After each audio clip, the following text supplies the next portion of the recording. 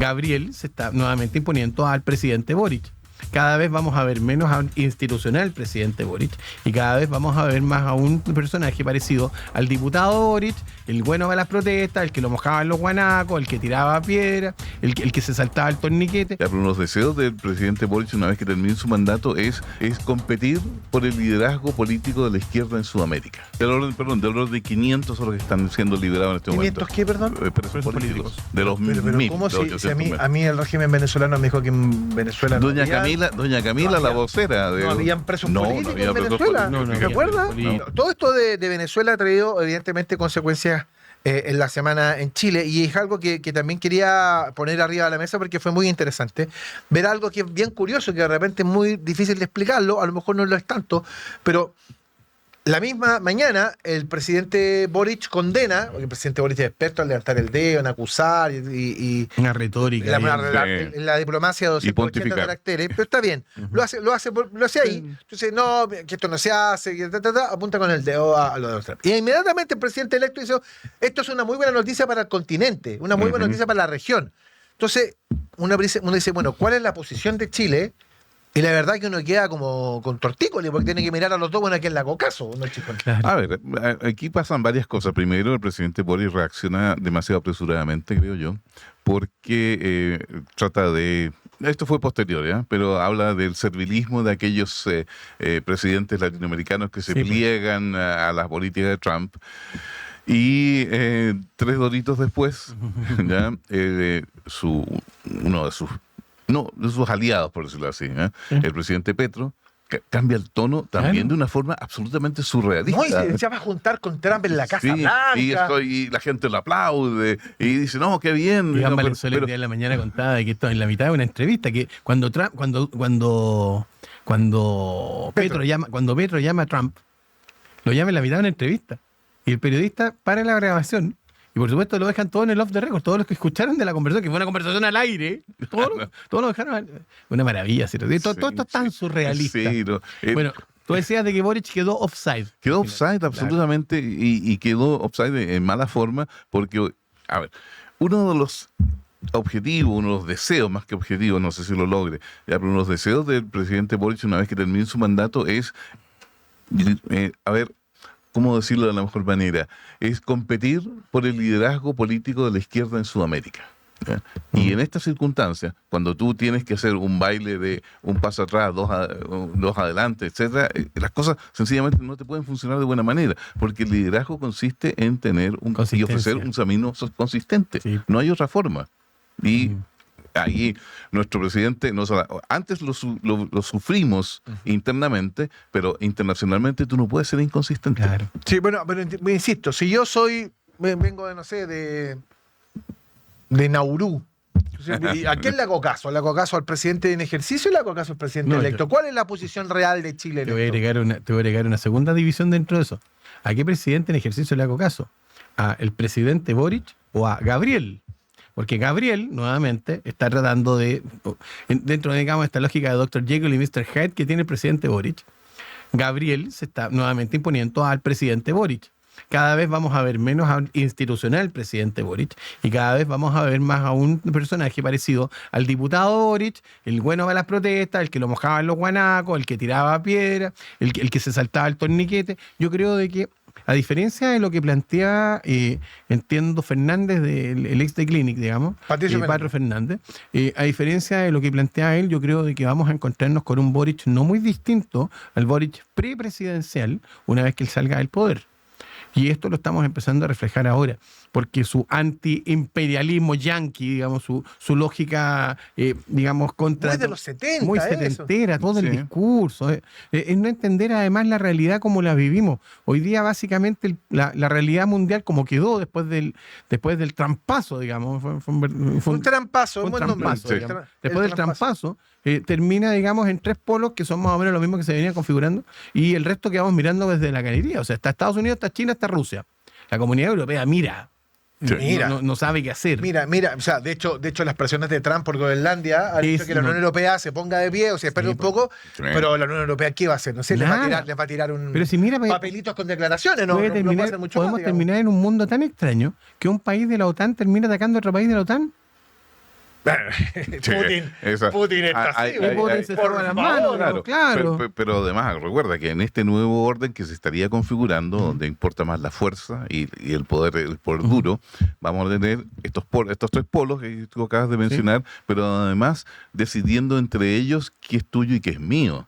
Entonces, las áreas de influencia, y esto las áreas de influencia hoy día no dependen solamente de la voluntad o del deseo del presidente. Quienes hemos tenido la oportunidad de leer el último documento de seguridad nacional emitido por el Departamento de Estado, nos damos cuenta de que Estados Unidos renuncia a tener una posición global de dirección del mundo o de proposición al mundo de un camino, y se centra nuevamente en el esquema de esta nueva doctrina Monroe, ¿qué es lo que significa? Mira, tú aquí no te metes y yo no me meto en tu área. Esto significa, entre otras cosas, echar abajo la política del pivote asiático del presidente Obama. Sí, pues. El pivote asiático fue durante muchos años un elemento muy importante para la contención de China. Ahora no, ahora China tiene dos opciones. Una, o imitar el estilo Trump, pero con modales chinos que son distintos. Por lo tanto, Taiwán probablemente podría ser la primera. Por ejemplo, pero también tiene otra opción que yo, hasta donde he podido averiguar, es la que estaría prevaleciendo, que es mostrar una cara completamente distinta. Mira, está bien, Estados Unidos podrá hacer en su patio trasero lo que quiera, pero con el perdón de los queridos países ya, pero nosotros somos distintos. Nosotros actuamos en función de seguir fomentando la globalización, seguir fomentando el libre comercio, seguir fomentando el mejor desarrollo mutuo, el win-win y todas esas cosas que son parte de la narrativa política china. En esos dos ejes se va a mover la cosa. Yo le meto un pelo a la sopa adicional. Las tierras raras, que probablemente es de las cosas más difíciles de entender para nosotros, porque en el fondo es algo así como espacios territoriales donde están elementos químicos que son básicamente el nuevo petróleo. Claro. Y por lo tanto, digamos, la lucha geopolítica probablemente va a referirse a esto más que a cualquier otra cosa. ¿Por qué Groenlandia? Porque Groenlandia tiene tierras raras. Y tiene una posición geográfica muy importante con las nuevas rutas árticas. Tiene el tamaño de Europa. Claro, y que además reducen mucho los tiempos de traslado y beneficiarían mucho hoy día a Rusia. Por lo tanto, la posición geopolítica de Groenlandia es importante. Pero en segundo lugar, el tema de las tierras raras. Las tierras raras hoy día, el 88% de las tierras raras están en manos de China o de cercanía de China. Por lo tanto, Estados Unidos también visualiza una situación compleja para ellos. Por eso el interés por Groenlandia. ¿Le puedo sacar el pelo de la sopa? A ver, por favor. Sáquele pelo. No, pero póngale más pelo. ¿Por qué? Porque las tierras raras no se llaman así porque sean escasas. Sí. Se llaman así porque son una rareza porque están adosadas a otros elementos. Claro. ¿Ya? No voy a entrar en más detalles, pero ¿qué significa? Qué bueno que lo explique porque mucha gente no lo sabe. No, las tierras raras no son raras porque sean escasas. ¿Ya? Son raras por una composición química. Sí. Pero más allá de ese detalle, ¿ya? Lo que es muy interesante es que las tierras raras están por todas partes, hasta en Concepción. Incluso en Concepción. Entonces, y fue parte de las razones por las cuales Rusia también invadió Ucrania. Sí. ¿Y por qué China tiene hoy día el 88% de la producción de tierras raras? No porque estén solamente ahí, no. Es porque la producción y la generación de tierras raras es un proceso tremendamente contaminante. Se usa mucho mercurio. Entiendo. Y ese mercurio hay que desecharlo después. ¿Y dónde lo desecháis? Entonces tú te empiezas a dar cuenta de que no todos los países, Europa de partida, ¿verdad?, no está dispuesta, y su población, a eso me refiero, porque probablemente su dirigencia sí, a que en sus propios países se esté ensuciando la naturaleza, la ecología y todas esas cosas, ¿ya? Entonces, qué buen argumento me da para mi suegra, porque mi suegra le da con guardar las botellitas, con las tapitas de las bebidas, ¿no? O sea, sí, mi suegra no sé, ¿para qué hace eso? Sí, ahora tengo otro argumento más. Los chinos están quemando mercurio con tierra rara, bueno, y estamos preocupados de la botellita y el cartoncito. Claro, pero básicamente esa es la razón. Como no todos los países están dispuestos a autocontaminarse, digamos, generando tierra rara, que sean los chinos. Interesante. Esta geopolítica me gusta. Ahora, dentro de la geopolítica está la pregunta de cómo va a ser la transición en Venezuela. Y yo creo, si es que va a haber transición. Yo creo que sí. Pero, porque lo que pasa es que el régimen tiene en su mano una carta interesante. Y es que cuando a Delcy Rodríguez la hacen jurar como la presidenta encargada. Sí. Me gusta el nombre presidenta encargada. La hacen jurar como la presidenta encargada. Ella juramenta en virtud del artículo 233 de la Constitución venezolana, es decir, por la ausencia temporal. Eso significa que tiene 90 días. Extensibles a otros 90. A otros 90. Claro, son 180. ¿Ya? Claro. O sea, decir, en estricto rigor tienen 180 días. O sea, 6 meses. Sí. Tiene 6 meses.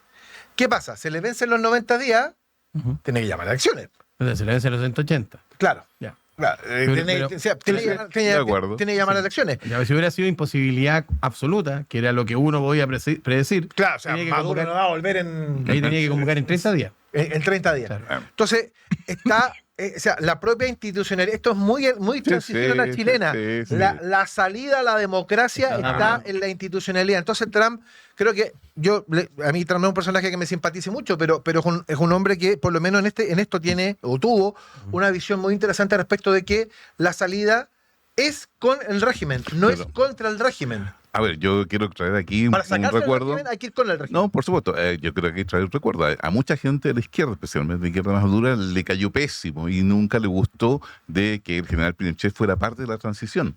Bueno, ¿había opción? ¿Había manera de hacerlo? Bueno, el Frente Amplio cuestionó eso. Por ejemplo. Claro. Entonces, ¿Qué aquí pasa lo mismo. A lo mejor Con todas las diferencias históricas, pero pasa en esencia lo mismo. A lo mejor en Venezuela van a terminar diciendo, no, fueron 30 días, fueron 30 años.